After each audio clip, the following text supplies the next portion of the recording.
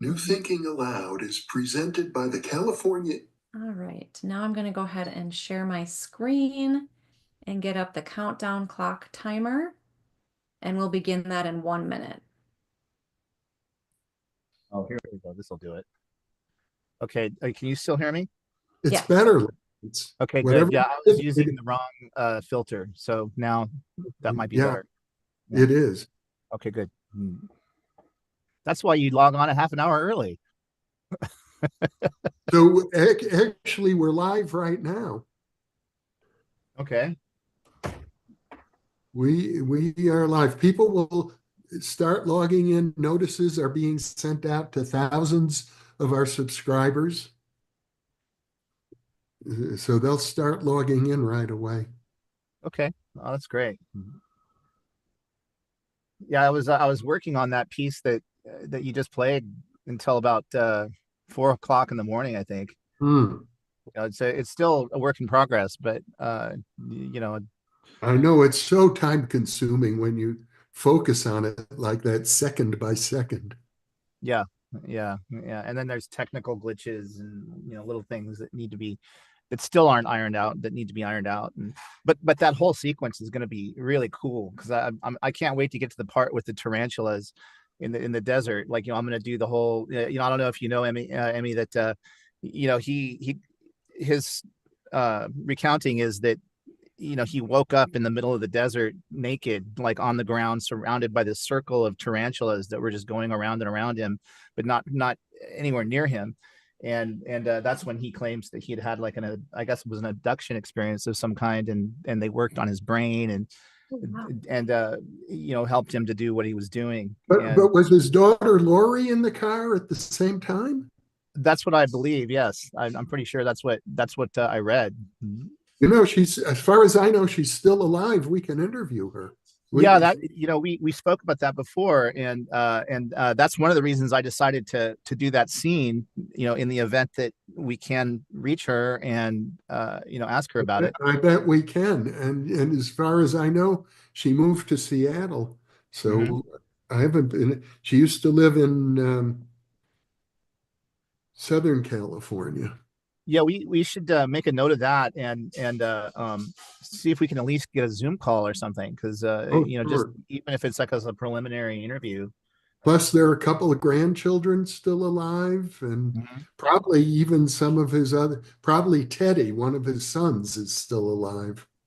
That would be great to interview them about some of the the poltergeist activity that they supposedly used to always have around their house, like hearing wild animals and hearing stuff moving around in the house and things like that. Yeah. Well, I'm just going to go and refresh my teacup. I'll be right back. Okay.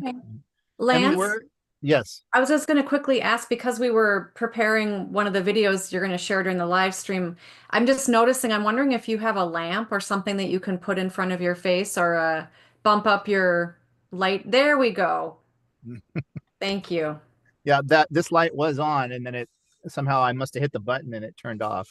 That's much better. Now we can see you more. Yeah, that's great. So where are you located at, Emmy? Do you live in California or someplace else? And I do not live in California. My father was born there. I'm in St. Paul, Minnesota, the twin city of Minneapolis. oh wow, so it probably just warmed up there recently. It's probably really cold this winter, I imagine.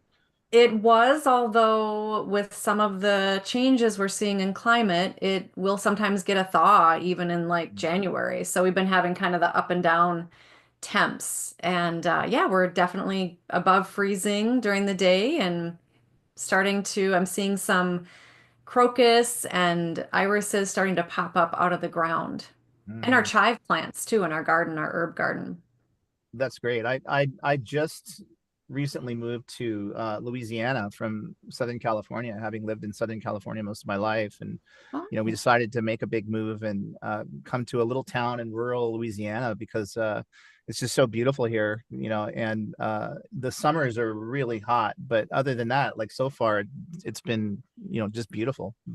oh, that's awesome. I don't think Except I've ever been to Louisiana. I've been to Southern California, which is very beautiful. yes, very beautiful and also gets hot, Yes. as well these days. I mean, we talk about like climate change and things like that. Like when I was a kid, I used to work in the rose fields. Like, you know, my family had a rose farm in Central California, in McFarland.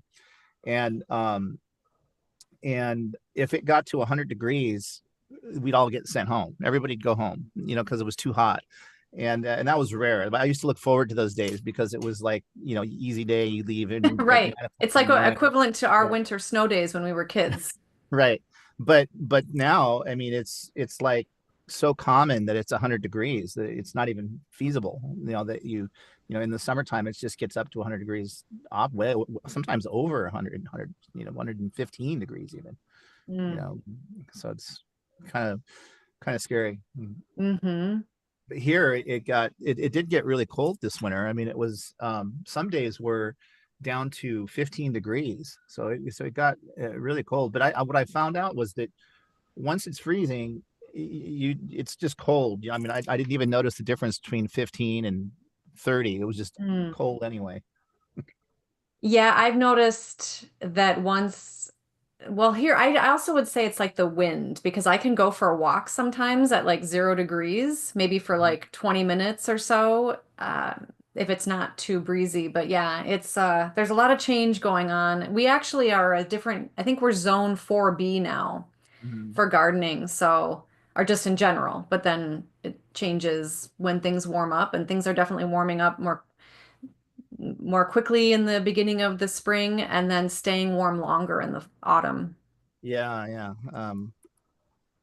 I was here last summer, and now everybody here in Louisiana warns me. They say, well, have you been here during the summer? Because you know, it's nice now, but it's not nice in the summer. And it is true. It gets really hot, but we'll see how I do with gardening. We just planted a bunch of like pepper plants and some melons and stuff like that in our backyard. And we'll see if they actually can survive this you know, heat. Well, you'll probably get germination and a good garden. It's just, yeah, they can sometimes start to suffer a little bit, but Mhm. something. Yeah. How are you, Jeffrey? Very well, thank you. That's good. Um, I'm using a lot of new technologies for the reenactments now that are just, it's stunning how good the technology is getting. I mean, it really is kind of a revolution in I think the way that people are going to consume media and things like that. It might be something to talk about. Well, I think what we should do when we start in about 3 minutes, I'll introduce you and Emmy, of course. And then if you could make a short statement, 10 minutes or so, just talking about your experience of delving into the Ted Owens material Mm-hmm. to begin with, and then maybe we'll show one of the new short video, Okay, sounds fine. and then we'll I mean, take I questions. think it would be better if I don't know if I can speak for 10 minutes straight about my experience, but we can probably go back and forth, and I may ask you, and we can just riff on it.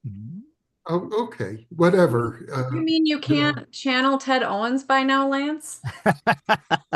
I think Jeffrey probably can, I think Jeffrey can. I can channel Twitter and Twitter. Yeah. If you notice, I put a little nod to them at the end of that video, but I am more than willing to come out to New Mexico and let's set up a session as part of the film, or maybe not part of the film, whatever, but do a Twitter and Tweeter channel session with Jeffrey, and we'll do the whole like face capture and the whole thing. It'll be great. If nothing else, it'll make a great episode.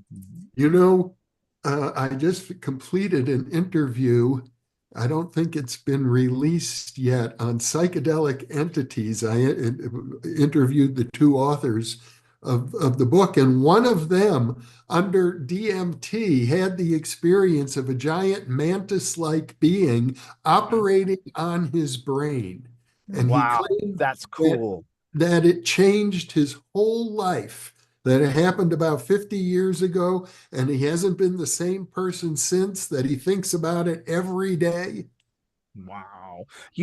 I'm so shocked by how many stories I've heard like that. And I don't even go around looking for those stories. I mean, it's just like randomly, people will if you remember Nick Sackler, we met him at a conference. He had a near death experience, and in the near death experience, he encountered these same mantid beings and didn't know anything about them. I didn't appreciate it at the time I was doing the research with Ted Owens, what Mhm. an enormous lore there is around these mantid beings. Mhm. Before I knew any, and this is something I could mention in the talk, before I even knew anything about it, I'd had experiences with them in meditation and thought it was Mhm. just really weird.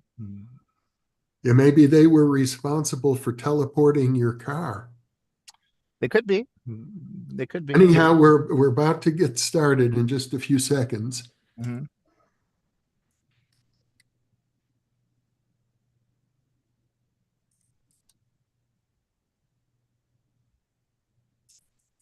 Hello and welcome, everyone. I'm Jeffrey Mishlove. I'm with the co-host of New Thinking Aloud, Emmy Vadnais, Hello, everybody. and our special guest today, film producer Lance Mungia. Hello, everybody. Thanks for joining us. Lance is also the producer of a new film, which was just released, a very significant documentary called The Program. And as well as another one he worked with James Fox on called The Phenomenon, and another one that he worked with Russell Targ on called Third Eye Spies. So Lance is an expert in both the field of ufology and the field of parapsychology. So I thought he's the perfect person for me to partner with to create a documentary about the unusual case that I researched for 11 years between 1976 and 1987, the case of the PK man, Ted Owens. And interestingly, it's been over 50 years or almost 50 years since I first met Ted Owens and began this study, but only now, I think, has our culture evolved to the point where this story can be told to a larger audience. So welcome, Lance. It's a pleasure to be with you. Thank you, Jeffrey. I mean, it's probably an overstatement to say I'm an expert in anything. I mean, I tend to be a jack of all trades. I know just enough to be dangerous in several different categories, but but no, I have really spent a long time researching and thinking about these issues, and I've been on your show several times and spoken about my own experiences, and I feel like in the fields of both ufology and parapsychology, you can't really cognize it or get into it unless you've experienced it. It's like, I think that's why so many experiencers become documentarians or write books or whatever, because it's very hard just to grasp intellectually something that doesn't really make any sense. I mean, whether that's mantid beings floating in space, or whether that's Ted Owens looking out his window and deciding that he's going to channel the weather somewhere. I mean, and it just, at first none of it makes any sense, but then you start to realize that people that are even much smarter than yourself um, don't know what's going on, but know that something is there. And then you wind up kind of just going back to a place, I think, where we live in a very mysterious universe, and there's still a lot that we don't understand about science, and I do think there is a way to couch this in non-magical terms. I mean, I don't think it is just magical thinking or some superstition. I do think that our consciousness is so powerful that we literally create our own realities. My personal experience, my point of view on when I'm having a better day. But I was talking right before this call started that I've been approached by so many people over the years that have had experiences like what Ted Owens claims, and oftentimes nobody believes them. I mean, I also worked on a documentary that hasn't come out yet called Mind Traveler, which was the story of Andrea Puharich, Maybe she's on this call today. Heidi Jerka was interviewed on your show, who was one of his space kids, who had worked with him doing, remote viewing and channeling work and things like that. And Andrea's whole claim to fame was that he would go around and listen to these people and take them seriously, and not treat it like they had some kind of psychological condition, but understanding that there really was something going on. And much like Russell Targ, much like Hal Puthoff, Stephen Schwartz, Jeffrey, yourself, many others, there's a lot of very, very knowledgeable, smart researchers that are working on this subject. Again, much smarter than myself, but that have devoted their lives to try to understand some of these mysteries. I mean, if you go back and look at John Mack, who wrote the foreword to your book, to PK Man, he was somebody who was a very skeptical Harvard, psychologist, the head of their department, and yet he could not deny the evidence that he found after interviewing, hundreds of these people that have had the kinds of experiences that Ted had.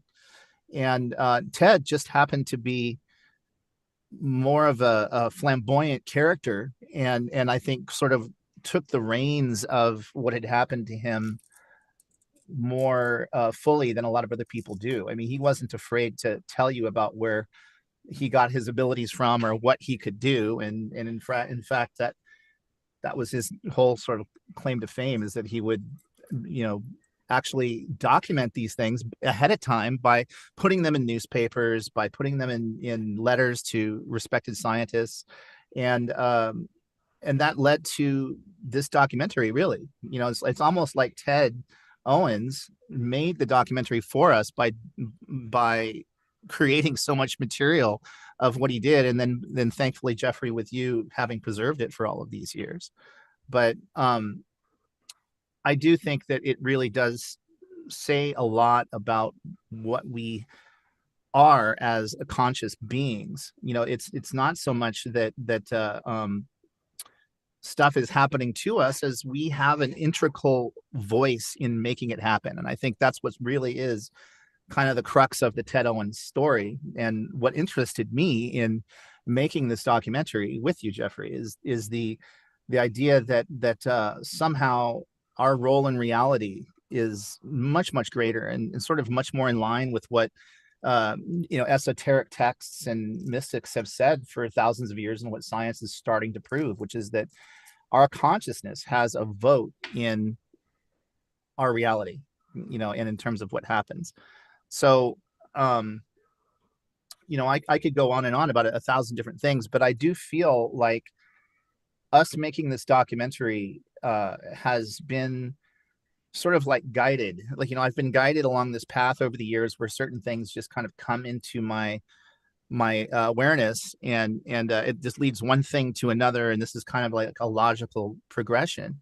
But it's also really very difficult, I think, for the mainstream to take seriously. It's like when I meet people who are researchers or even experiencers, oftentimes, like I said, they're not taken seriously.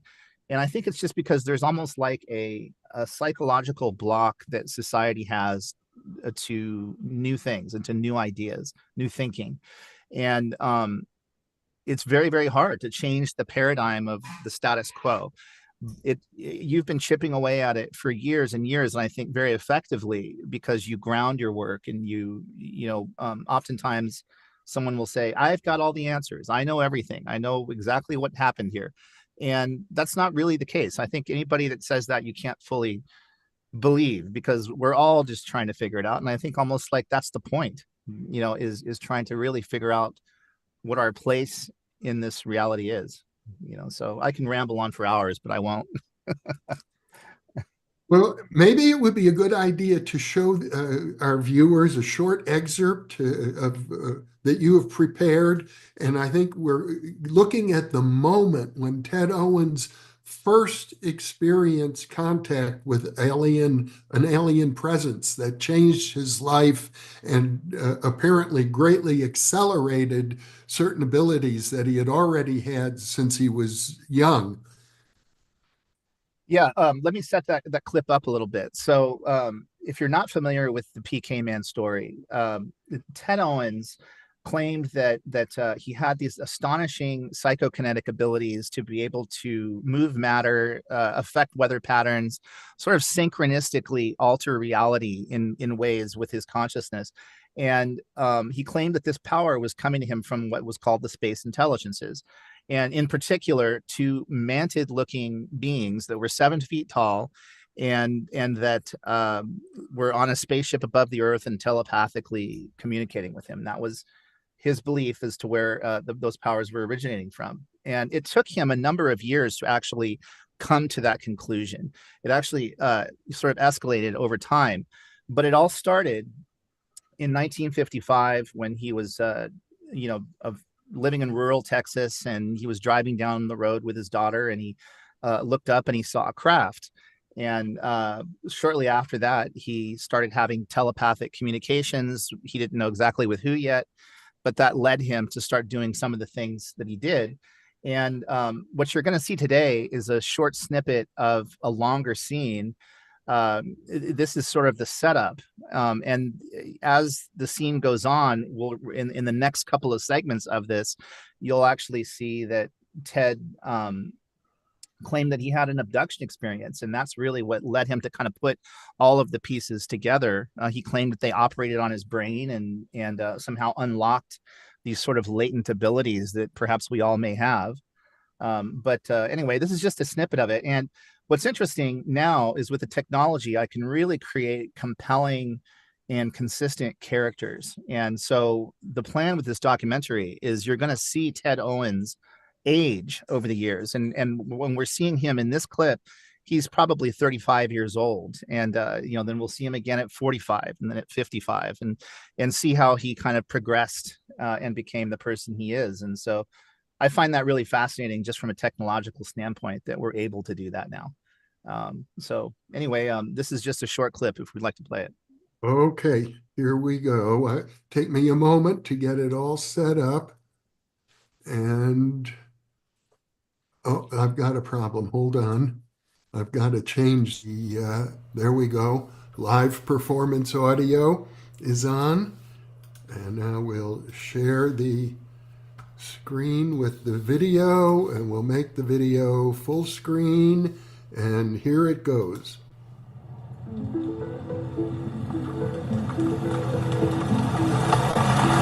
It was January or February 1955. Ted Owens was driving with his daughter Lori on a lonely road outside Fort Worth. It was the day that, for PK Man, it all began to come together.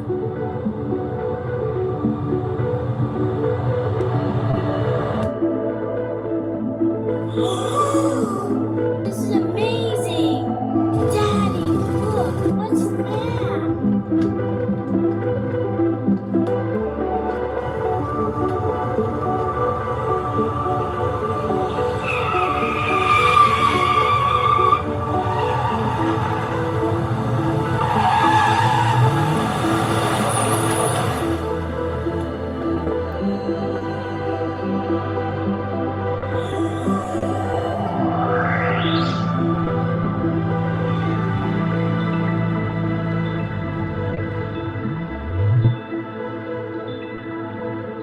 It vanished like a breath held too long, as if the sky itself had blinked. To Ted Owens, it was no accident. It was the beginning of something vast, a signal cast across the silence of space, answered not with words, but with presence. What came next would strip away the veil of the ordinary, rewire his mind, and draw him into a shadow war between the waking world and something far stranger, something watching.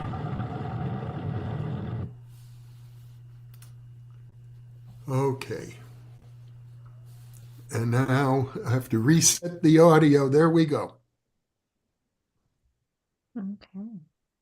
That was a great clip. Very moving. I felt emotions in that scene. Oh, that's the highest compliment. Thank you. Because that's what, I always try to strive for is to find an emotional connection, to the characters, whether it be a documentary or a narrative or a 30-second commercial or a 2-hour feature. I think you can see the power of these kinds of reenactments there, because you get this look. He's not horrified by the event. He's maybe startled for a moment, but then it's like, I found my tribe.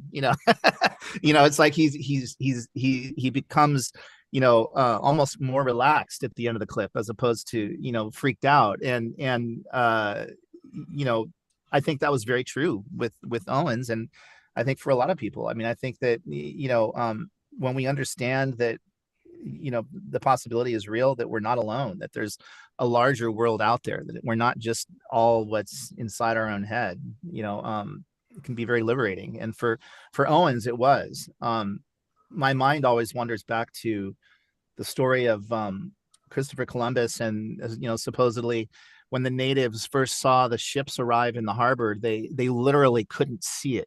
Like they just couldn't process that maybe these ships from Europe were real. And it took the shaman to go, no, but look, see the thing with the cross and the thing, that's the ship, and those are people, because for most people, it's just so far outside of their reality. And with Owens, that broke him open somehow. And this is actually a very common thing, I think, with experiencers, is that they will see something in the sky, or they'll have some sort of an experience, and it does something where it just kind of cracks their reality open. And one of the things that experiencers don't often talk about, because it's too crazy sounding, is that it's not just seeing ships in the sky. Oftentimes someone will see something in the sky, but then they'll start having poltergeist activity at home, and things will start flying around, or they'll start having other kinds of weird experiences that they can't explain. Again, as if when you see one crazy thing and recognize that the possibility is there, that that's real and you're not just crazy, then it somehow opens you up, and it's just very common. And it's often why people don't talk about these kinds of stories, is because it's just too crazy, for their, they self-censor, because your mom's not going to like it. Your coworkers aren't going to like it. Everybody's going to say, okay, time to get out the rubber room for this person. And in reality, it's a common thing. And I think much more common than we realize. Yes, and many of the world's religions are based on these kinds of experiences.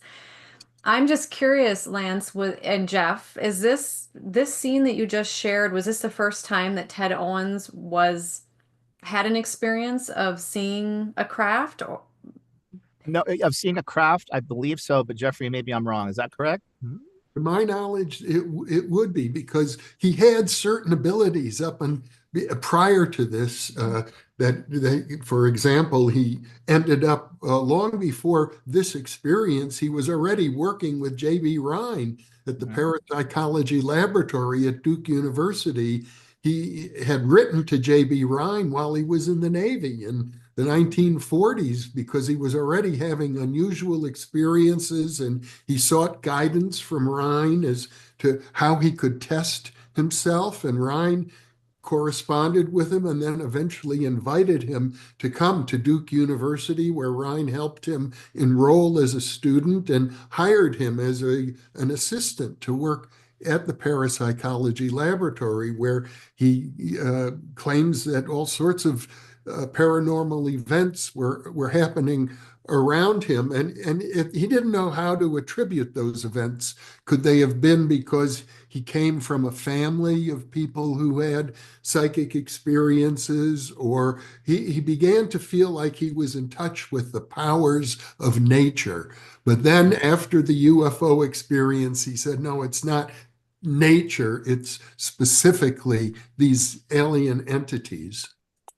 And it actually, and these are things that I do want to cover in the documentary, is the progression of how he got to the point of the space intelligences, and started using that as kind of his, I like to say, like a permission slip, to do the types of things that he claimed to do. It started actually when he was a child. Like, I mean, there's a great story that he tells about how he was at a public swimming pool, and he jumped off a diving board, and then, like, just stuck midair for a little bit and then went down into the water, and other people saw it. And you know, he came out of it thinking, wow, what an amazing thing that just happened to me. And even the people that saw it shunned him immediately. And it started off this whole sort of I mean, it was one of probably many events that started this kind of need for him to prove himself, you know, in the, you know, sort of world of psychokinesis. And then again was repeated when he was in the Navy. You know, in the Navy during World War II, he was stationed in the Pacific and had a levitation experience, which we kind of allude to in kind of a tongue-in-cheek way in the teaser. But he claimed that happened, that he wound up levitating and was seen by several of the other sailors.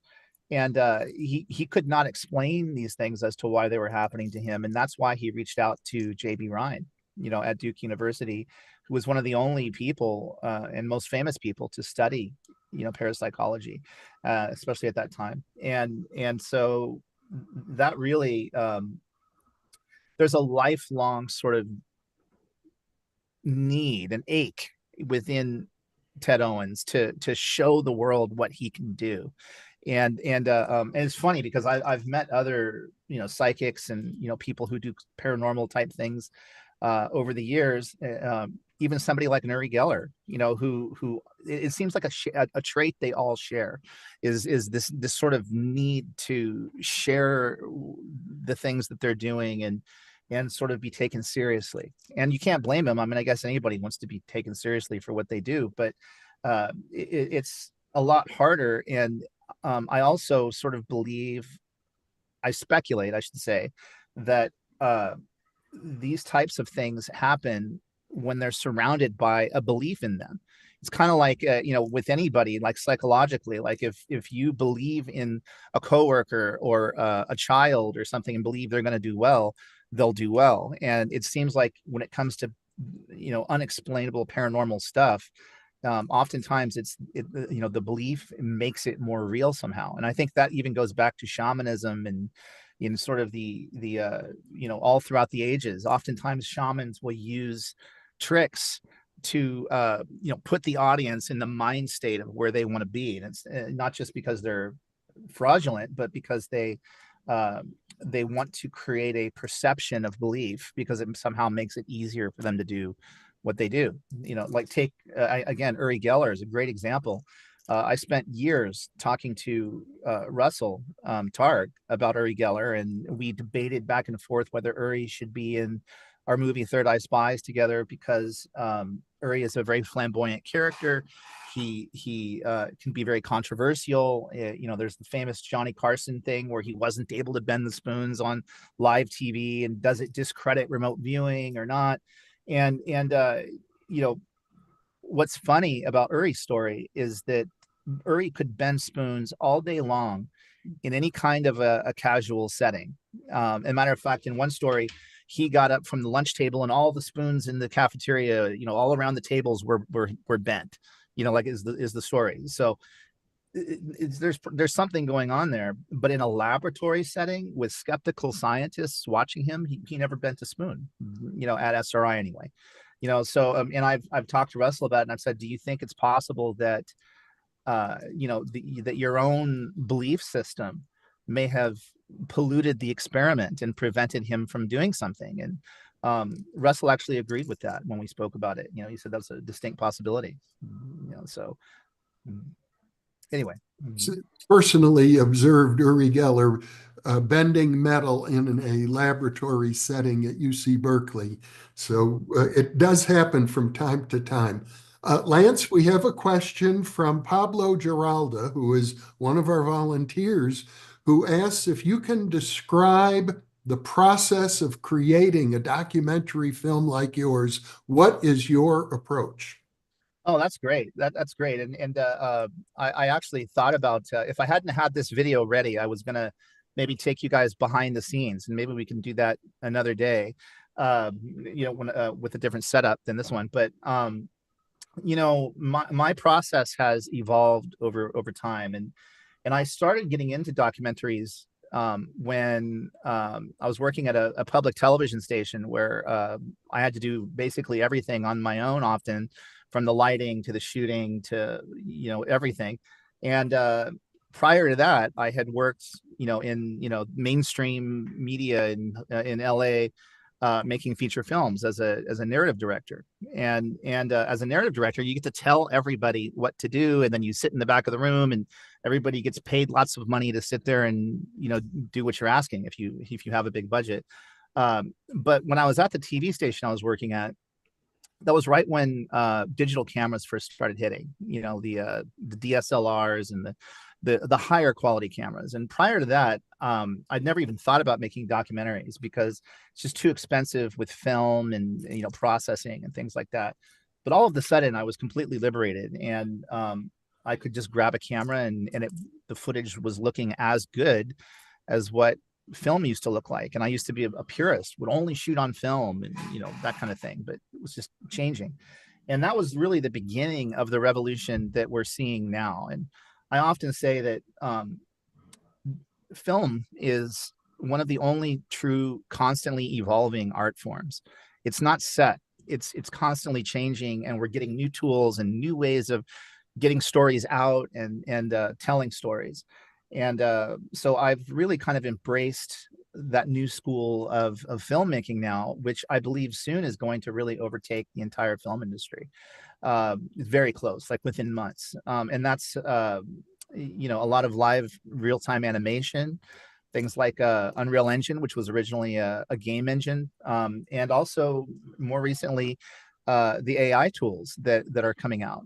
There's absolutely stunning technological developments that you can use to create images and video whole cloth. And it's not really being used effectively yet, because I think a lot of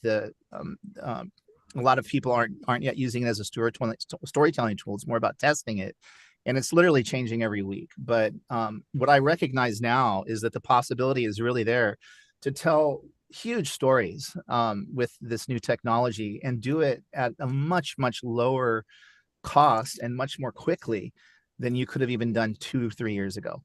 So it's a great time to be creative. And people are worried about AI and is it going to replace art, or does it crib art, or whatever. Artists have always been inspired by other art, and we all stand on the shoulders of giants because of all of the stuff that's come before us. And I feel like now it's just gotten easier and easier to be creative.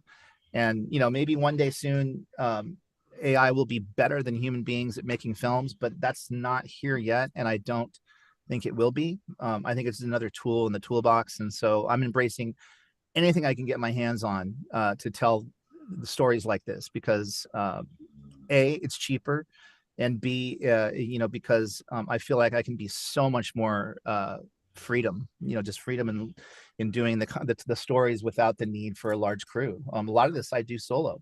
I do mostly on my own. So I hope that answers the question. Yeah, that was a great answer. Mhm. Jeff, can I ask you a quick question before we get into all the fabulous ones coming in from our audience members? What led you to become interested in Ted Owens and spend 10 or 11 years of your life studying him?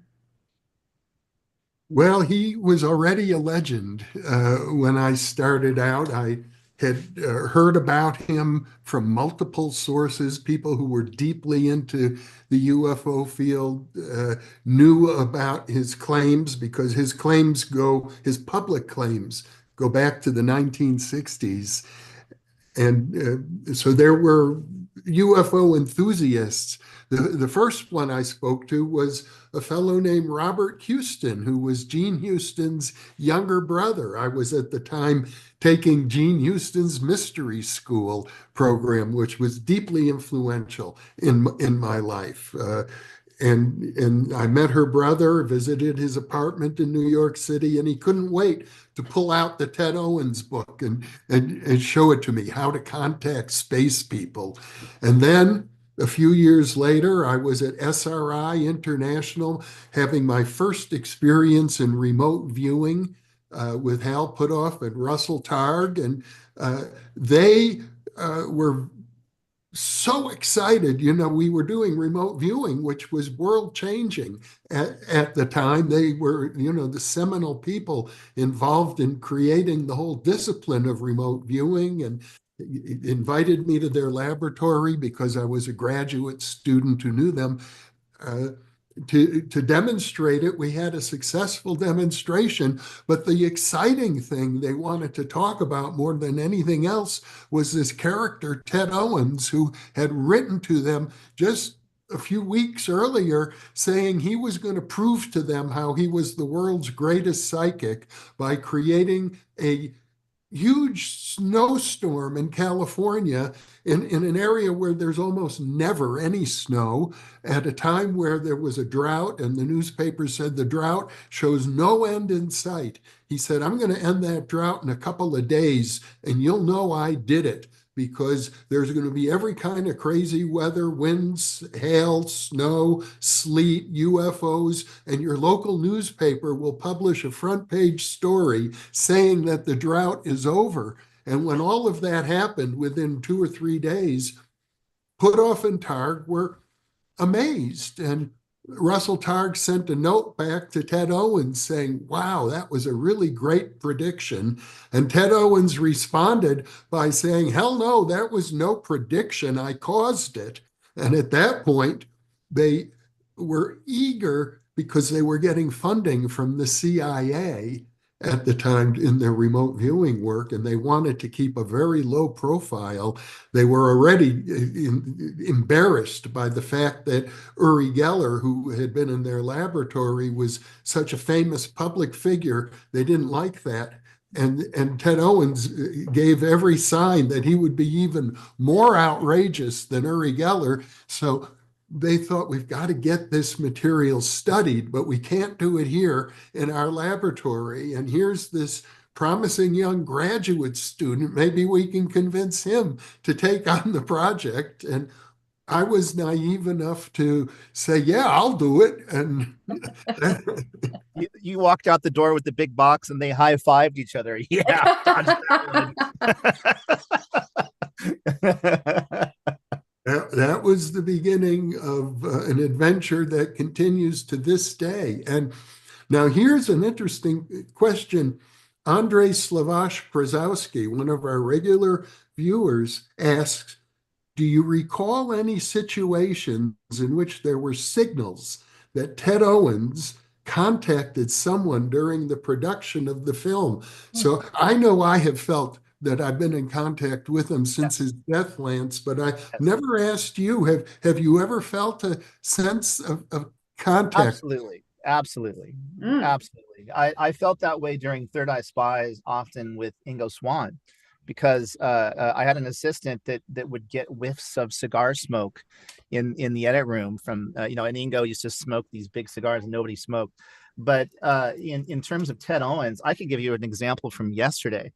Okay. I woke up thinking about the interview today, and this is yesterday morning. And the first thing I always do is I have to take my dogs outside, and I put them out in the yard, and we planted some little garden things in the backyard. So I have to go out and water those. And I go out and I'm thinking, oh, I'm really tired. I don't really want to go water all these little plants. I really wish it would rain or something. Come on, Ted, help me out, and it's instantly started raining. It started raining while I was standing there getting the hose for the plants. It just started raining, and I was like, oh man. And so I came back inside. We have 2 dogs, and so I had to take the other one out now in the rain. And by the time I went from the back door to the front door, it was like torrential downpour rain in that moment. And then I was like, oh man, I don't really want to take the dog out, and there's a dog didn't want to go out in this. And so I'm like, oh man, I hope Ted will stop this, and by the time I took the dog out to the front lawn, it had stopped raining. Oh, and that was it. And there's actually another story that I often think of. Long before I knew anything about Ted Owens, knew anything about manted beings or anything else, of an esoteric nature, This was probably circa 2011 or 10, when I had taken up meditation. And in one of my earliest meditations, I just had a moment where I caught a flash of something, which were these two giant beings. Like, I'm standing there and I'm looking up at them in this meditation, and they've got these like mantis looking heads, and they're kind of hunched over looking down at me. One in a blue robe with all of these like kind of hieroglyphic looking things on it, and the other one in a red robe with the same. And it was just this like moment, and then I instantly came out of it and I went, that's really bizarre, because that wasn't on my radar, never heard of it before, didn't know anything about it. And it wasn't until, years later, when after we had met and I started getting some of these stories and things like that. And I wonder if that was Twitter making a introduction back in the day, several years earlier.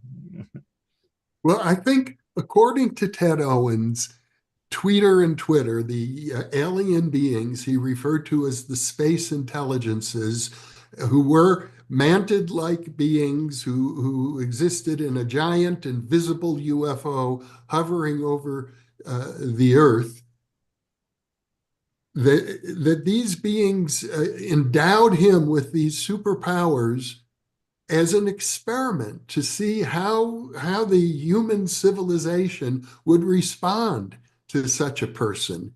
And I can't help but think that you and I are still part of that experiment, even though Ted Owens died in 1987. We're still in, carrying on the project that they initiated with him back in the 1950s. And I've been led to believe that these beings probably have lifespans that are very different from ours. One of my professors at Berkeley, when I got my degree in parapsychology, was James Harder, who was a UFO researcher, the research director for an organization known as the Aerial Phenomenon Research Organization, or APRO. He was the one who specialized in hypnotizing UFO abductees. And his information was that these beings come from civilizations very different from ours, and they have lifespans equivalent to maybe 20,000 of our years. Wow. Yeah, I mean, I wouldn't be a bit surprised if our planet is being carefully watched in the same way that we would watch an uncontacted tribe in the Amazon. I've never been to the pristine forests of the Amazon, but I like knowing that they're there, and I kind of like knowing that there's people who are untouched by, Coca-Cola and all television and everything else, and are living a completely different kind of life. And I understand that if I was just to show up there, that it would probably be incredibly disruptive, to their environment. And I can't help but think that that's probably what, whether you call them ETs or interdimensional beings, whatever they are, would probably feel about us. I think we're naive to think that we're at the top of the ladder here. But I also think that, just based on experiencers that I've talked to over the years, that whatever else is out there that's watching us and possibly was communicating with Ted Owens and others, cares about what happens here, and is probably highly concerned with a lot of the BS stuff that we do here on this planet, from destroying our environment to nuclear war and et cetera. I mean, it's very possible that there might even be, maybe they're already here, as Bob Bigelow says, and don't want to get blown up in a nuclear holocaust, would prefer that we decide to work out our issues, together. And that tends to be a theme that I have gone to again and again in these types of films. Like, we did it in The Phenomenon, and I've done it in other films. Like, if you go back and look, like the Ariel school kids in Phenomenon in Zimbabwe there, like that whole contact experience they had with these creatures with the large heads and the almond shaped eyes, kind of the classic grays. There were, dozens and dozens of these kids that all got the same telepathic impression of environmental degradation, of nuclear war, of basically saying, you're too reliant upon your own technology, and you're not getting the broader picture here. And I hear that again and again. One of the producers on the phenomenon actually was an experiencer, and back in like the I think it was the 60s, he had an abduction experience where these beings took him aboard the craft apparently and showed him on these giant monitors the same thing that those aerial school kids described, which was these things. And then they looked at him and they said, you did this, everything we're showing you here, you did this. And then they looked at him again and they said, so what are you going to do about it? And he actually has devoted his life to not having that outcome. He's actually gone around to different African countries and different places, even spoken at the UN about planting trees. And he's planted millions and millions of trees, and he's raised a lot of money to do it. And it's like one person can actually make a difference in this stuff. And I think that really is the key message to Ted Owens's legacy, is that we're not helpless victims on this planet. Like we actually, if we decide to, have a say in the outcome. Like there's no prophet that's going to say, next week the asteroid hits and you're all dead. Like you get to decide. Are you going to be on that timeline through the way your consciousness reacts, or a different one? That's my opinion, but I think that there's a lot of evidence, even scientifically, that points in that direction.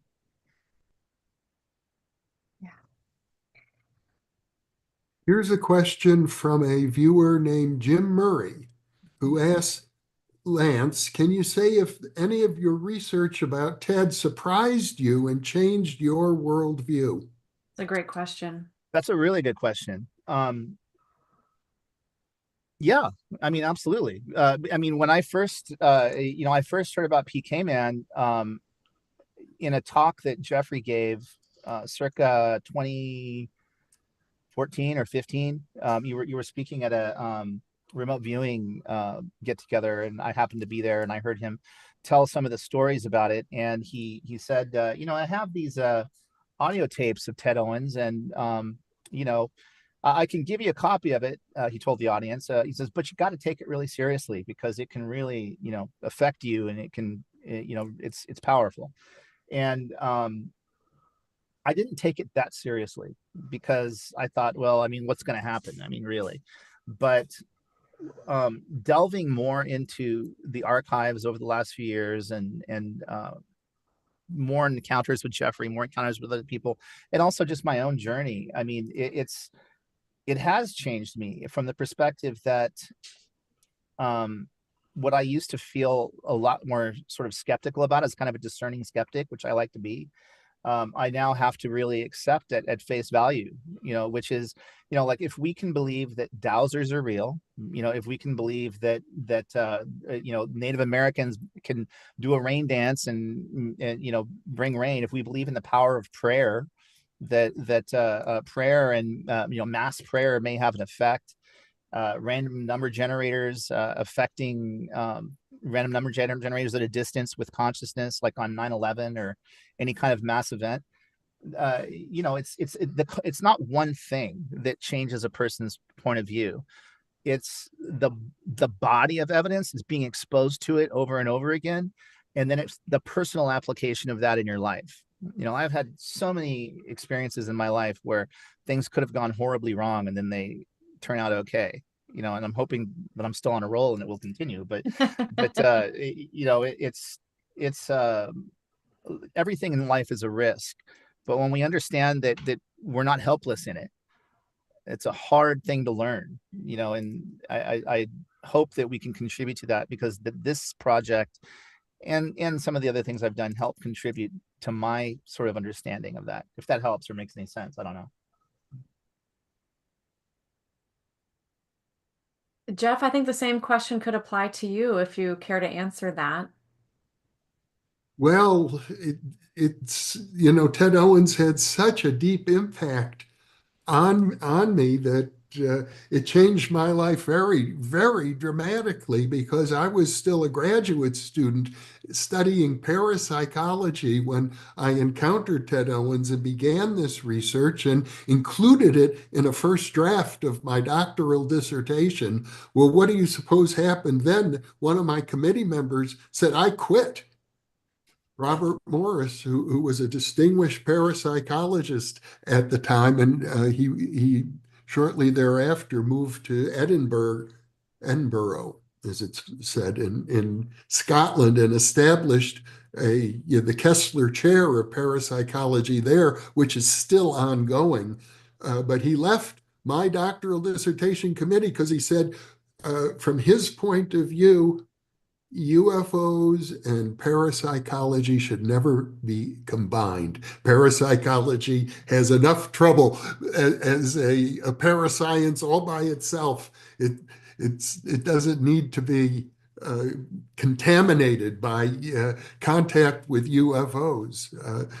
Sort of reminds me of back in the day, Sammy Davis Jr., a famous entertainer who was both black and Jewish, used to say, I have enough tourists being black. Do I have to be Jewish also? That's exactly like what Russell's concern was doing Third Eye Spies when we did that movie. He didn't really want to get into the psychokinesis or the UFO subject or anything like that because it was just a bridge too far. It's like you're one unbelievable thing at a time, he always used to say. But at the same time, I think there's more and more mounting evidence that one thing is related to the other. That there is not this sort of clear delineation in the different fields. You can't have the UFO subject without having the consciousness component of it. And I think there's no clearer connection to that than Hal Puthoff. Like the guy that was doing the remote viewing stuff has now come forward in the program and in other talks, other places, talking about his work with the government, researching the UAP subject. And who better to research the UAP subject, although he does not say this in any way, that he's actually doing this. But in my own estimation, who better than someone who understands consciousness really well?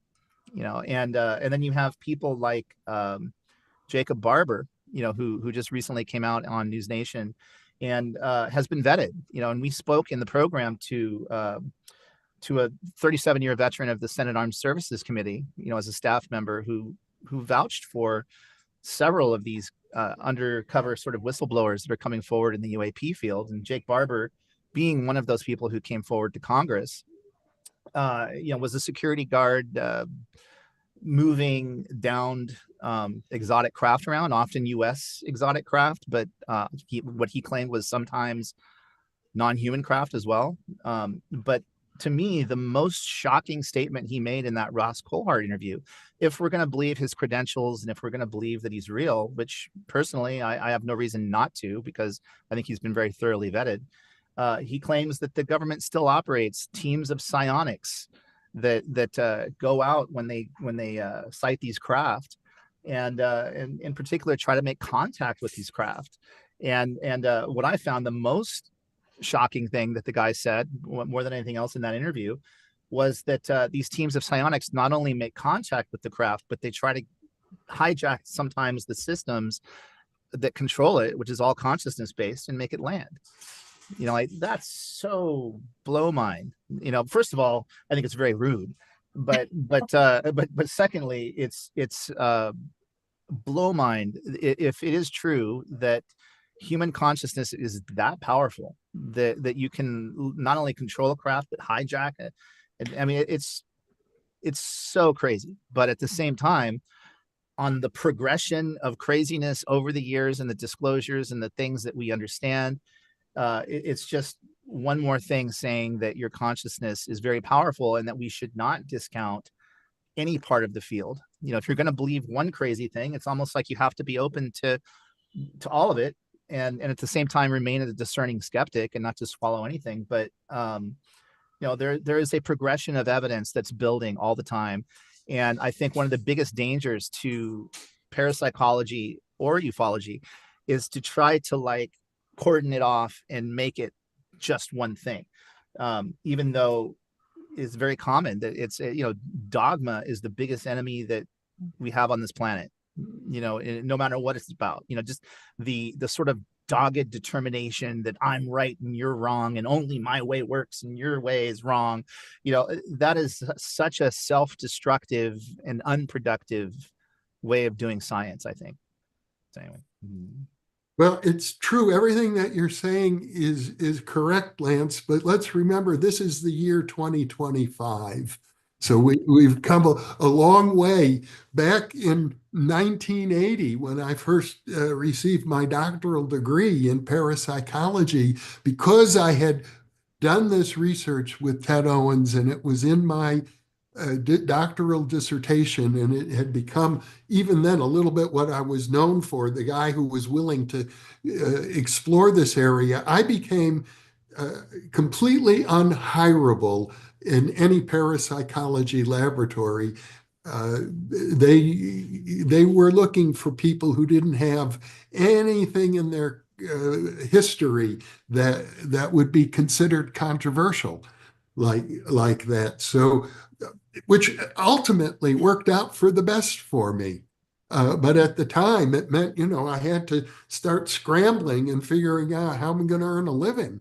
Because I naively imagined that maybe SRI or some of the other laboratories would offer a job to somebody who just got the world's first doctoral degree in parapsychology. How wrong I was. So that experience with Ted Owens has really shaped my entire life since. That's actually fascinating. I didn't know that part. I didn't know that you had experienced blowback even after getting your doctorate. I knew that getting the doctorate itself, it was a controversial topic that you were considering covering. But that's really interesting that even in the field of parapsychology, it may have held you back in some way initially because thank goodness it kind of did, because you did your show and you did lots of other things, but it's very interesting, that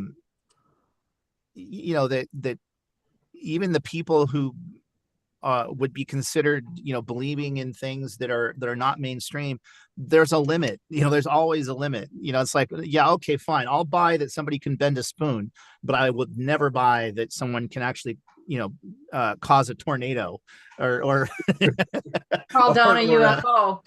yeah.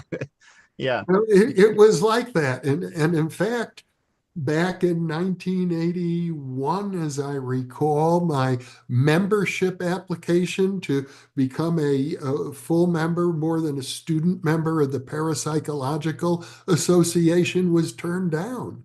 Even amongst parapsychologists, they didn't want me to be part of their association back then. Wow. So it's clearly a big struggle. Now, I just discovered a question from a person whose YouTube name and probably real name is Angel King. And she asks, hey, did Ted Owens ever sit with a sketch artist on these tall beings? If so, where can they be seen? And it just so happens I have this sketch that Owens personally made, and I can share it. It appeared That's in great. his book, How to Contact Space People. There it is. There's Tweeter and Twitter. They are inside a large UFO. They are looking at something like a TV screen in which they can see the thoughts that are projected to them by Ted Owens. He says that he was trained to use their symbolic language and to send pictures to them of the different effects. And if you look closely, it says world, heat, and drought. And so he's asking them to send rain to end a drought.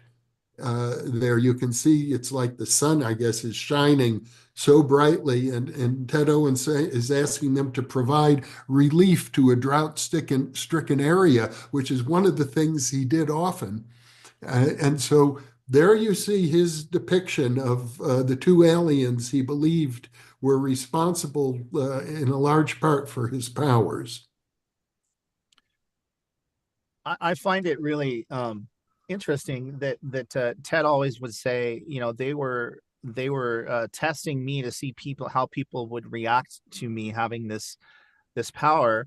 But I also tend to think that it more likely was a test of what would a human being do with this power, there's a whole school of thought that like Jacques Vallée. If you ask Jacques Vallée about this phenomenon and ETs and this kind of thing, I mean, he's been studying ufology forever, longer than probably anybody alive, and he would say, he's not even sure any of it's real, that maybe all of this is like a teaching mechanism, that may appear as a UFO or as a mantid being or as a fairy or as a, dragon or, who knows what, something in the DMT realm, but it's all there for the same purpose, which is, again, just to kind of crack us open and act as a permission slip. And I go back and forth on it, but I think that there is no wrong answer. I think in one way, it's just as real as you or I having this conversation, but in another sense, it's not. It's like we're kind of making it up as we go. It's like we only render what we sort of can cognize and see. So it's an interesting scenario as to just like how much of it was Owens and how much of it was these space intelligences. And where is a separation of the two or the three and all of us? Mm-hmm. Yeah. And we hear these stories all the time. I mean, oftentimes it has nothing to do with UFOs. It's near-death experiences. Like you guys have talk to a lot of near-death experiencers or DMT experiences, like what Jeffrey was talking about earlier.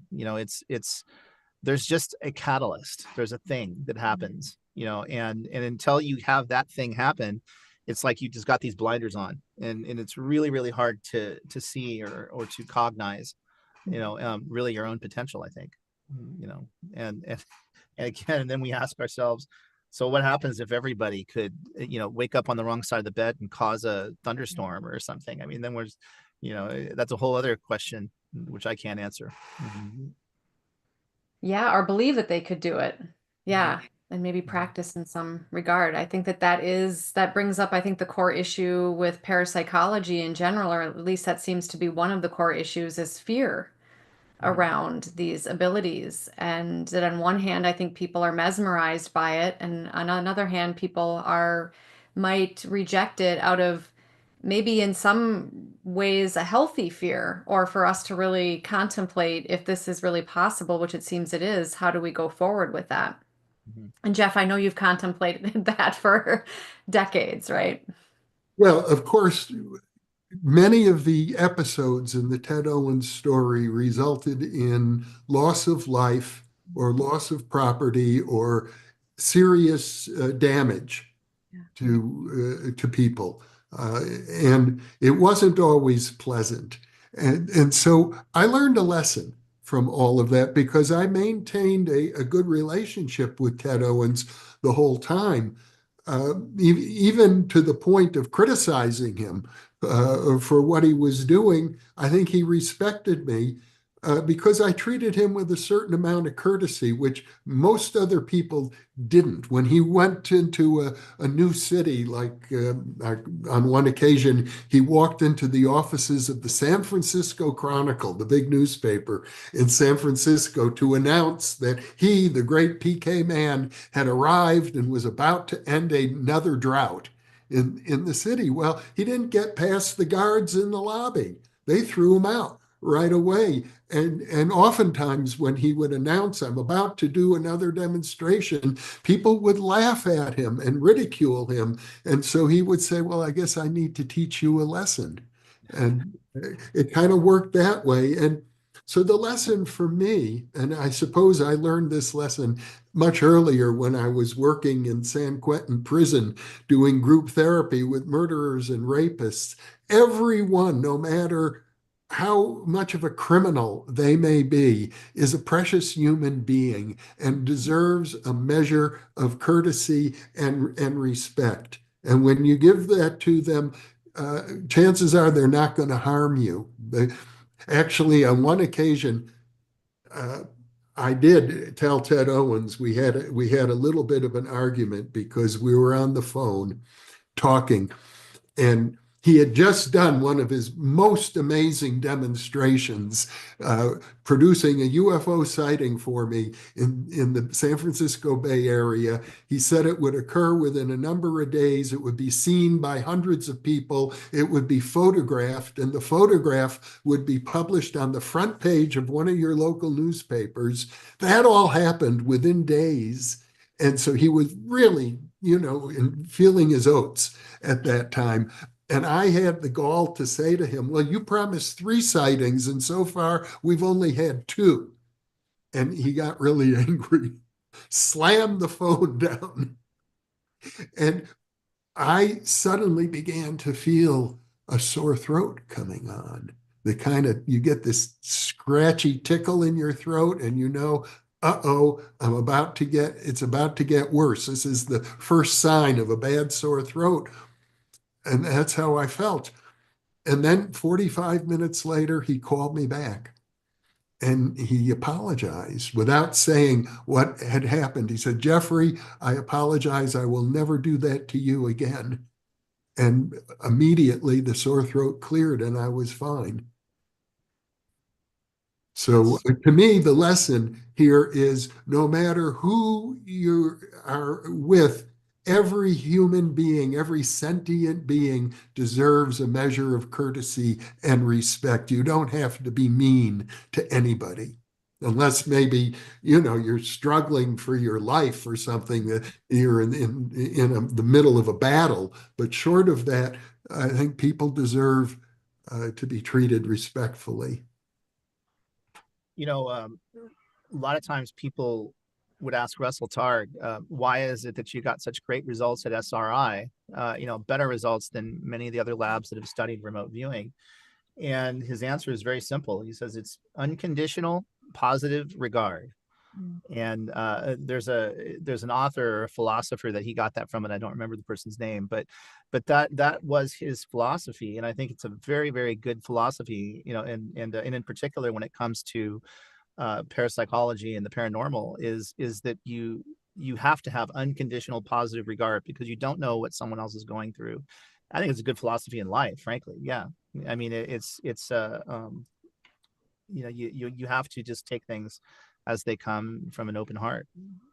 I think it was, according to my search here, Carl Rogers. Carl Rogers. Yeah. Mm-hmm. Yeah. Carl Rogers. Yeah. The founder of client-centered therapy. Yeah. I also want to point out that from studying a lot of Owens's correspondence, that it's not as the way he claimed his abilities worked. It's not as easy as like, I'm going to give Jeffrey the force choke now. It's like oftentimes he would sort of put out a general intention, but have no idea how it was actually going to manifest. And a great example of that is this guy Lance Renzel. Does that ring a bell, Jeffrey? The Cowboys star player, who he was trying to make a point, through his sports manipulation, and he wanted to get Lance Renzel off the Dallas Cowboys list.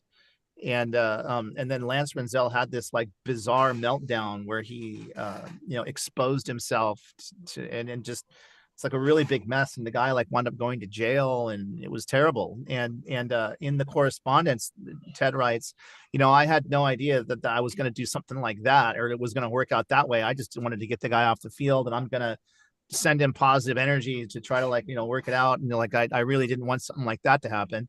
And I feel like Ted was sort of like a bull in a china shop, and many of the things that he did, he didn't intend to do that way, but it's sort of just like unchecked id. It's like the Twilight Zone episode with the little kid that can send you to the cornfield for any reason, but he's not trying to do it necessarily. Although I think there were times where he just had a really a bad temper. I think all of the years of being ridiculed, and he would drink heavily. He would spend a lot of time in isolation, and he wasn't financially successful. All of that combined, I think, would make him sort of unstable. And a fascinating character, but also sort of tragic, in a way.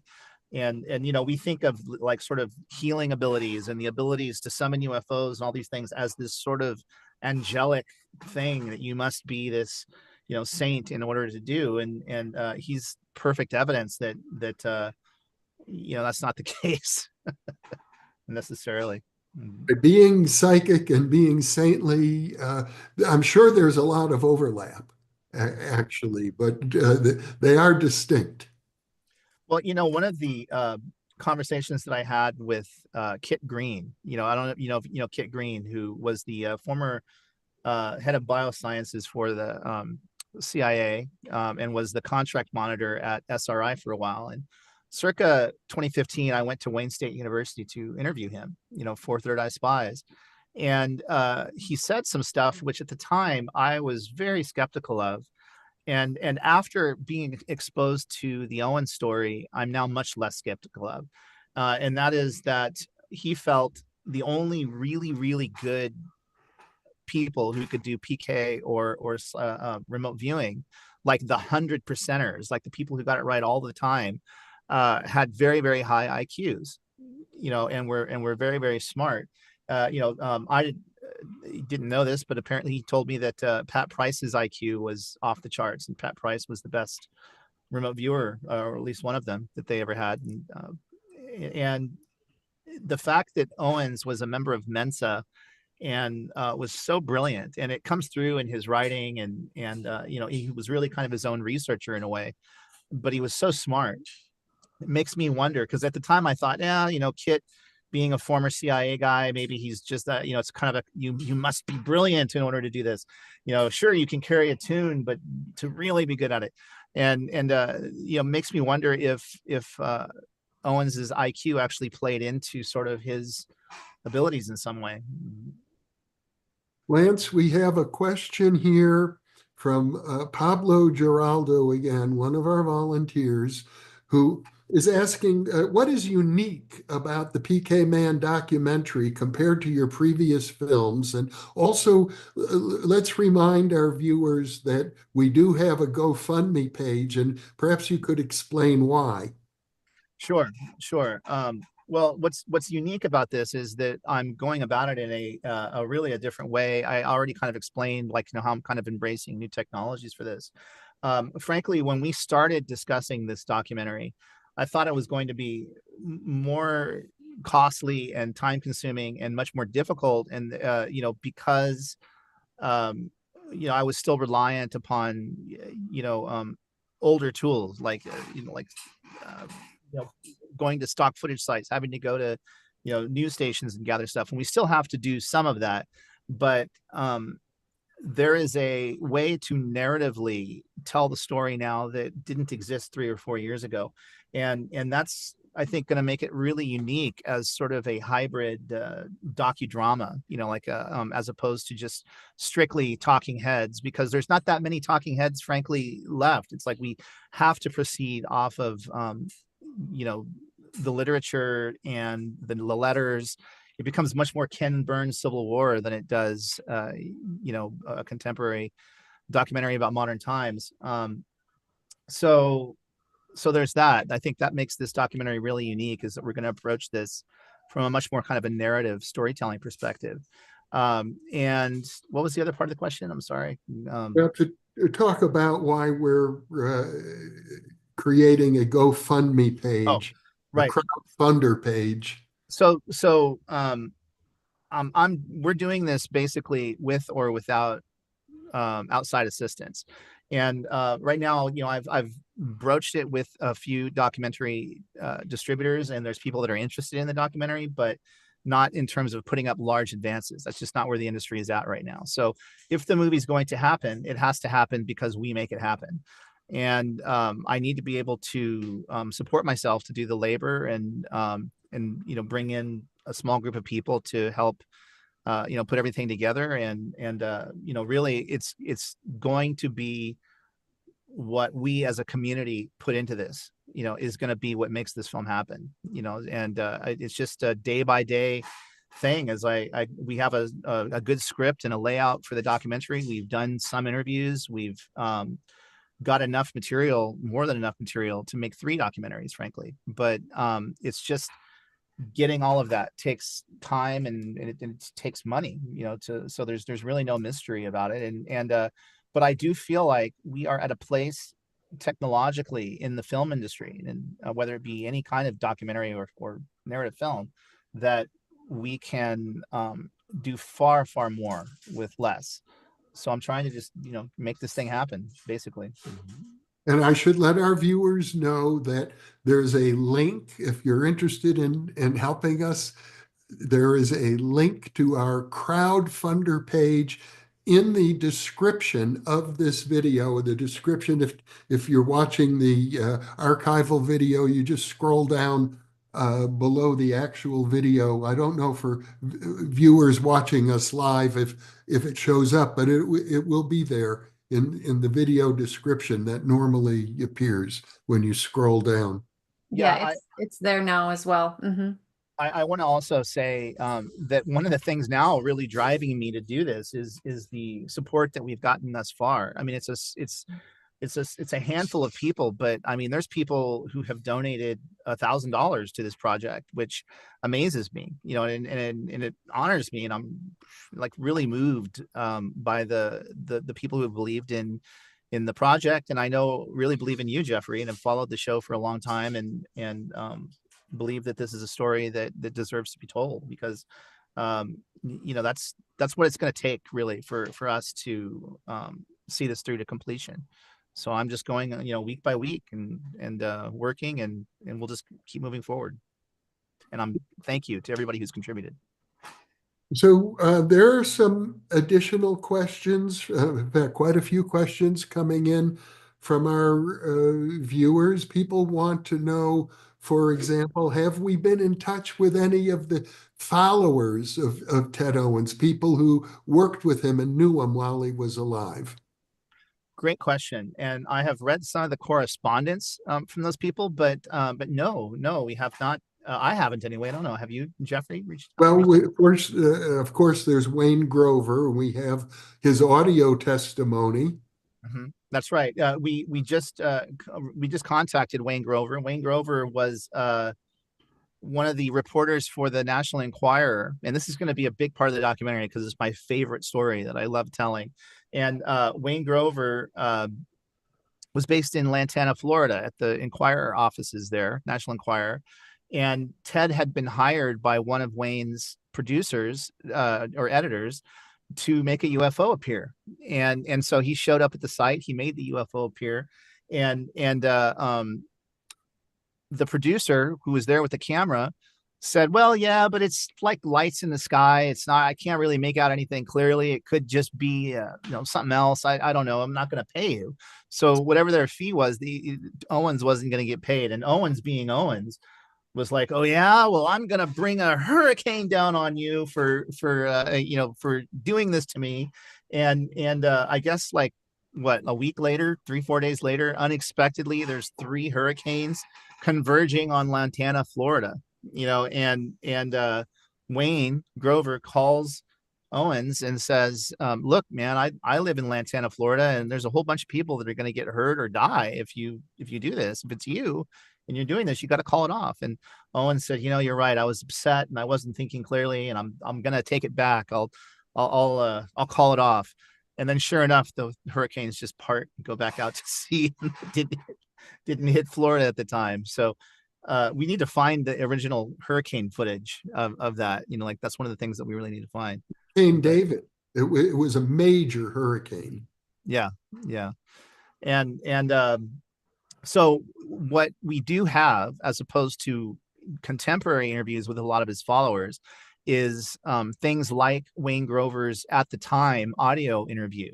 From that era, Jeffrey was forward thinking enough to actually go out and get several audio interviews, most importantly with Owens himself. You took I'm sure a reel to reel at the time, and got Owens to sit there for days on end and just tell his whole story, his whole life story, and then also interviewing some of the other people that knew him. So we've got those audio tapes as a good jumping off point.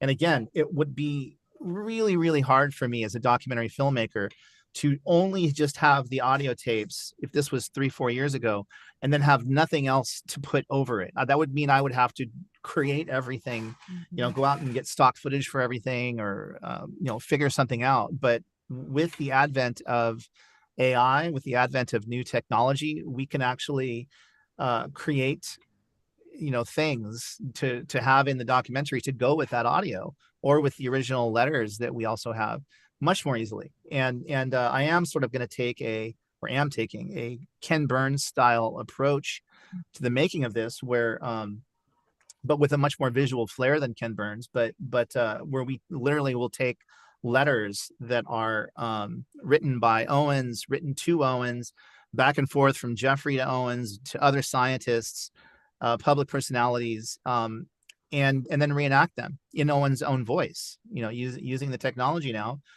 reading some of that correspondence and bringing it back to life. And it's kind of like Owens is reborn in the documentary, not just with his original archival audio, but with his correspondence as well, which I find really interesting.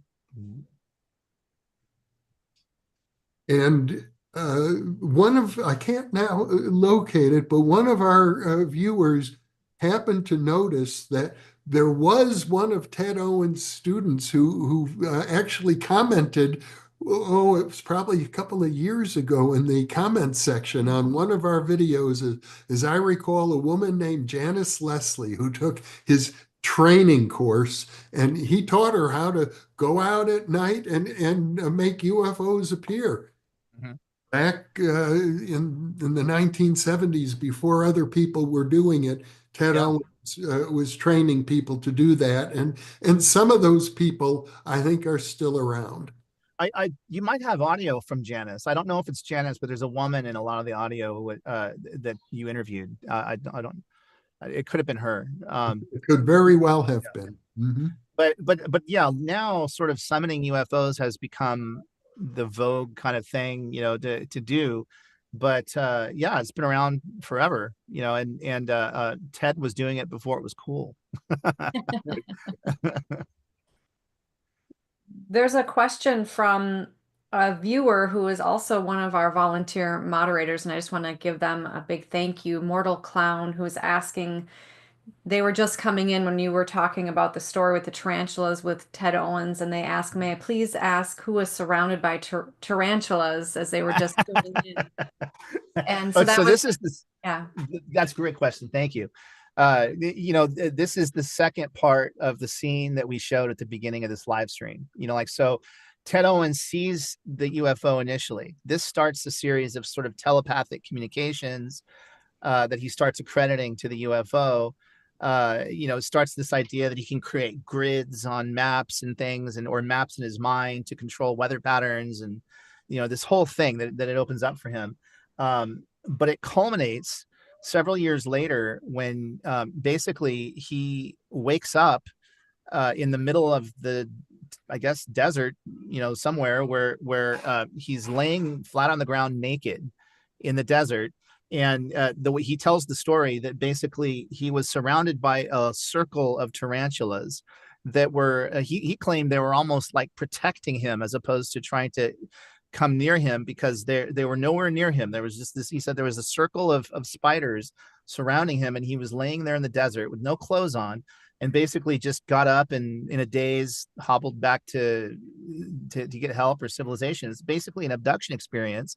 And he claims after that experience that they actually did operate on his brain, and that gave him an enhancement to what he was doing. And he would show people this scar on his head, and I know he had it like scanned, and nothing anomalous was found, but he always claimed that was related to this UFO abduction experience that he had that led to an enhancement of his abilities. So that'll be the culmination of the scene that I did. I'm already working on it, and we'll have that probably in a week or so. But it's visually really, really interesting.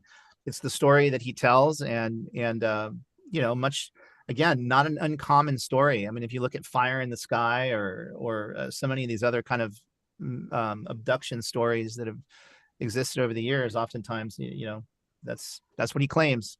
So it'll be fascinating to do visually.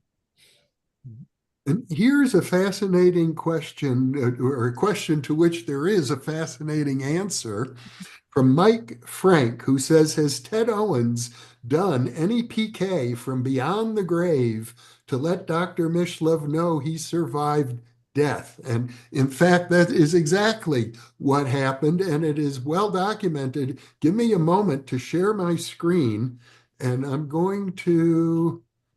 here's what I'm going to do. I'm going to go and show you.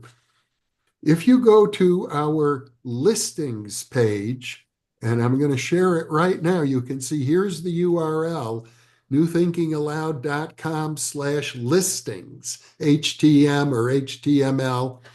And if you go to the in presence number 244 and 245, I talk about the return of the PK Man and the PK Man pilot study interim report. And those are the experiences. It was a couple of years ago in which Ted Owens pretty well convinced me that he's still active and functioning in the other side of the grave, so to speak. So yes, I believe that Ted Owens is actually still out there, and from wherever he is, he seems to be, as Lance talked about earlier, still affecting the weather here on Earth, or at least he's an archetype in our mind. You see, the tricky thing ultimately is the idea of interconnectedness. We're each of us interconnected with everything.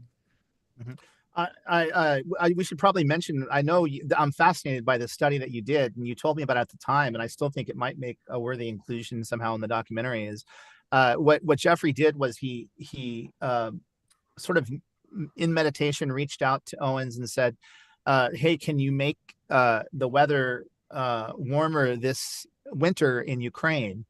Because wasn't that, am I correct in saying that? You were, Yes. we want to be able to make it so that when Russia tries to destroy the infrastructure of Ukraine's grid and freeze everybody out over the winter, that they're unable to do that. And they had a statistically, not likely warm winter that winter when you did the experiment. And again, it was even more dramatic, Lance. A few days after the experiment began, there was a heat wave in which 1,000 cities across Europe all experienced record hot weather. That's right. And it wasn't just Ukraine. It was because Europe wasn't getting the gas from Russia. And so they needed a warmer winter because they had not had the time to make the gas surplus that they needed for the winter, because everybody burns gas for winter. That's right. Yeah. Oh, fascinating. But again, it begs this like fundamental question, which is that, is it that Ted Owens did it? Or is it that Ted Owens was the permission slip for Jeffrey Mishlove to do it? Did you this fundamental interconnectedness, is it that Ted Owens goes out into the field of energy around us somehow, the matrix, whatever you want to call it, and then you can connect to that energy, but then you're the one that's basically doing it because you're directing it, and there's a million different ways to think about it, and it's fascinating and speculative, but it is really does beg the question, do humans have this sort of uncanny ability to do more and more things once somebody else does it? Like once somebody proves it's possible, does that open it up? I'll bet you there's some truth to that in a small sort of a laboratory type setting. I haven't looked up the studies, but I'm sure they exist where it becomes easier. As a matter of fact, I can actually tell you, in speaking to remote viewing teachers, like one of the little known secrets of remote viewing teachers is what they'll do is they'll have a folder of targets for remote viewing, and you're going to take out one of the random pictures and you're going to write a random number that associates with that picture, give it to the remote viewers, and they're going to look at it and just the numbers, and then they're going to tell you what that picture is you're holding, right? Without seeing it. Well, the little known secret is that they'll use the same ones over and over again. because once somebody has seen it psychically, they somehow understand that it makes it easier for everybody else to then see it later.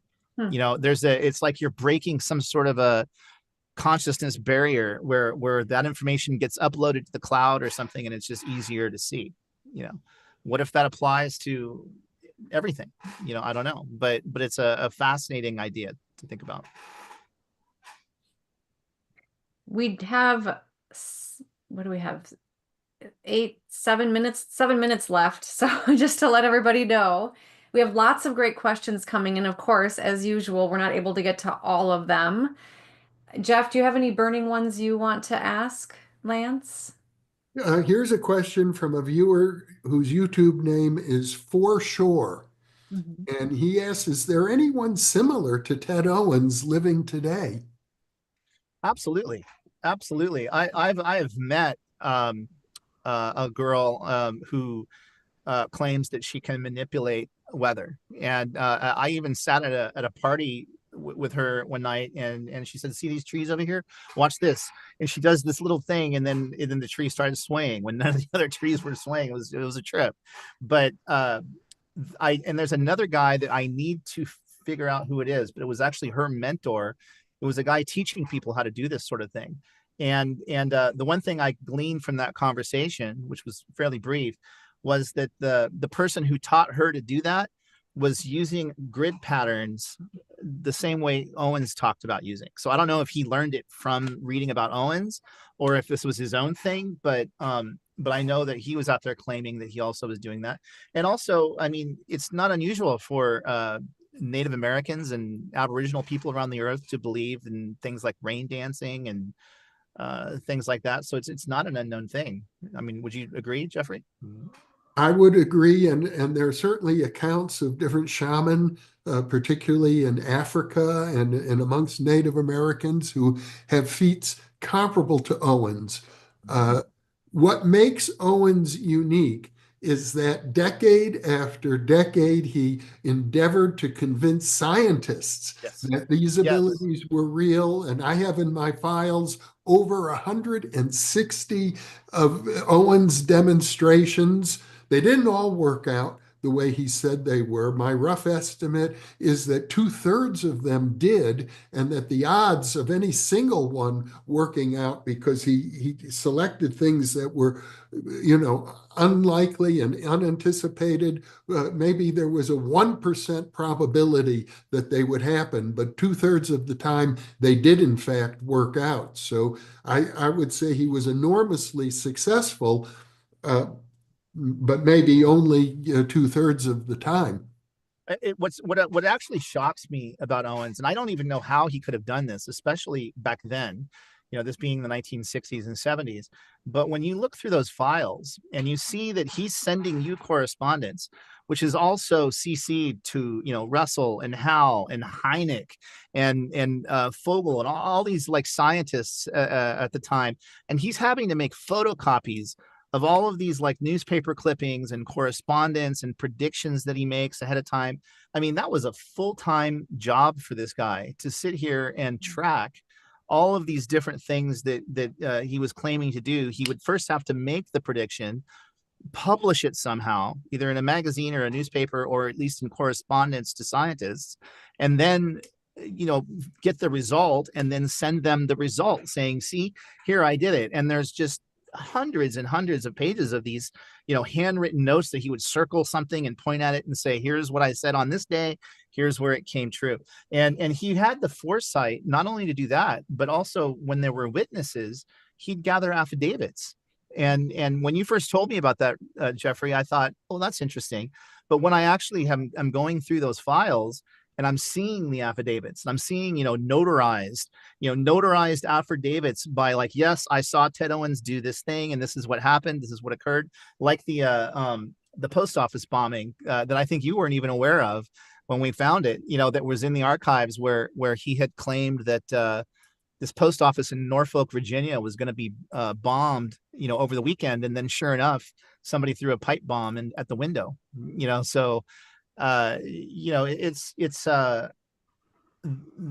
in a way he was his own researcher, and that's where I think his his brilliance came in. You know, he was in many ways unstable, but he was also very brilliant and able to coherently document everything that was happening, because otherwise we would have nothing to talk about. This would just be an interesting anecdote at a dinner party, and that's it. But there's actually claims that were backed up by evidence, which is really the thing that makes this solid. I've managed to preserve 2 large file cabinets full of data, hundreds of documents. Yeah, and we thought that you'd scanned everything, and I had looked at all of these files, and then I sat there with you at your house for I don't know, 3 days or something. And I thought, oh, I'll just scan these. And I thought there's not that many. And then I kept pulling out more and more and more. And the stuff had not, it was only some of it scanned, you know, like not all of it was even scanned. And just a treasure trove of stuff that you know, even just from the field of ufology, you know, just to have all those old newspaper clippings and things from that time is so fascinating to look at. You know, it's truly a historical thing. A rare archive that you both are bringing to life. Yes. There's And we do need help. I just want to say, Mhm, so mhm. please, if you haven't gone to the pkmanfilm.com site or the link that Jeffrey provides, we you know, need as many contributors and partners in making this as we can get. And you are offering really wonderful incentives and gifts for people who donate to helping make the film happen. Yes, once we're done with the first the 60-day crowdfunding, I think we have like 20 days left to raise money, and once that finishes, then we'll send out you know, digital files of the PK Man class that Owens offered for the people who had that, and then some of the other perks, like I offered some sort of, like, I think, unique ones where if somebody wants to be in the film, you know, I can as we move forward, I'll reach out if they have that perk, and you know, just ask for a photograph with flat lighting and a neutral expression, and even a sample of your voice if you want to give it, and you can be a background player in the film. We'll put you in, you know, because that's a good possibility now to do.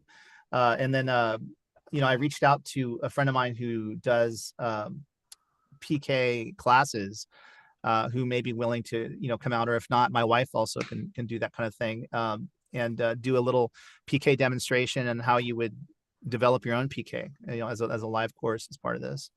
And I'm blanking on some of the other perks, but I know there's several really kind of cool ones that we came up with. Well, thank you, Lance, for being with us. Our time is up for today, but it's been a real pleasure to see you again, to share all these wonderful stories. I'd like to remind our viewers that they can link to the crowdfunder page by going to the description of the video that appears under the video on YouTube itself. And also, if you go to newthinkingaloud.org, you can, if you wish, sign up for our free weekly newsletter.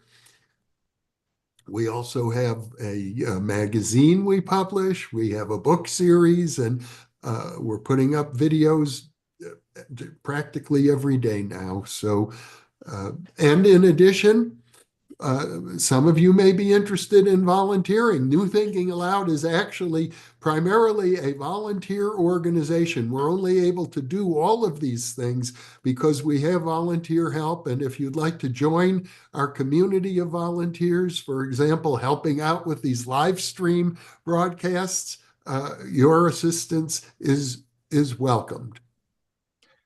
And we'll be posting soon another sequence. There's a brief Challenger explosion sequence I want to give you soon, and then the tarantula sequence I told you we're working on as well. So eventually you can look for those soon. Emmy, do you have any final thoughts? Oh, well, my final thought is that it's just an honor to be with both of you. I'm really excited to see the film, and there's a question of when they can watch the film. I don't know if you have any predictions of when it might be available. Well, it depends on partially on the crowdfunding, and then finding a distributor. We're going to have a private screening once we finish the first cut of it, whenever that is. That's for another one of the perks, I think. But that may be in person or it may be online. depending. And I would say probably, I mean, for sure, I want to be done with this year. You know, I want this to get, because documentaries can take sometimes years, but I think we have a really good beat on it. I'm moving through the material fairly quickly now. And it just really comes down to any kind of financial help we can get to finish this, whether it's looking for an advance from a distributor or something like that, because then I can multiply the labor involved and get it done more quickly. But you know, yeah, for sure this year, by the end of the year, you know, we should be ready to have this out to a distributor. That's awesome. And also, while you were answering these great questions with great answers, I kept thinking about, what does this mean for people who don't have these large scale PK abilities for all of us? And maybe we could have you back, Lance, and do another live stream to discuss more of these kinds of questions and topics, because I think that I feel like we're all maybe doing this on some level and aren't always aware of it, and how this could impact each other in positive directions going forward, perhaps. Yeah, I think that's a really great topic, and I would love to do that again soon. You know, maybe when we have another couple clips we can show. But yeah, that is absolutely an important question, and it's like not coming from a place of fear, but a place of understanding the possibilities in your own life. You know, because it's not just about controlling the weather; it's also about creating your own reality, I think. You know, and it's like, what do you want to bring into your life? What do you want to manifest in your life? A lot of the way that Owens would describe what he did worked was through synchronicity. You know, it was not that he was, you know, trying to do one thing or the other. It was really based upon his emotional place. And it does speak to the fact that you want to be in a better emotional place than a worse one, because then you get a better positive outcome. Yeah. You know, so. And that's like why we whole, keep doing many of these conversations and interviews on New Thinking Aloud, is to help each other with exactly that. I think that's one of the main reasons, if not the main reason. Yeah, I think that's the whole point. You know, like the whole point of even doing this. It's not just to scare people. There might be some scary guy out there that can make a tornado. You know, it's that he was not the best possible choice, but he was demonstrating what any human may be capable of. And that's what I really keep coming back to. This was not some test to see what people thought about him. It was a test to see what would a human do if they were at the peak of their own possible potential. You know, and we can all use that in our own way. I know Jeffrey was asked by Owens when he took Owens' class, what do you want to do with this? And Jeffrey was like, well, I don't want to cause earthquakes or anything. I would much rather, you know, use my abilities to talk about, you know, these subjects that interest me and that the world needs to know about. And that's what Jeffrey's done. You know, that's you know, you know, anything that can be empowering and make people have a wider understanding of their own potential, I think is awesome. Yeah, that's Jeff's psychokinesis. Yeah, he's affected me.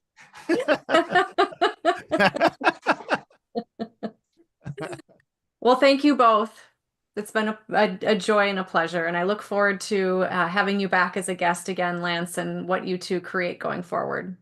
Thank you, Emmy. Thank you. It was a pleasure meeting you. And as always, thanks, Jeff. I'll talk to you soon. Yeah. And for those of you watching or listening, thank you for being with us, because you are the reason that we are here.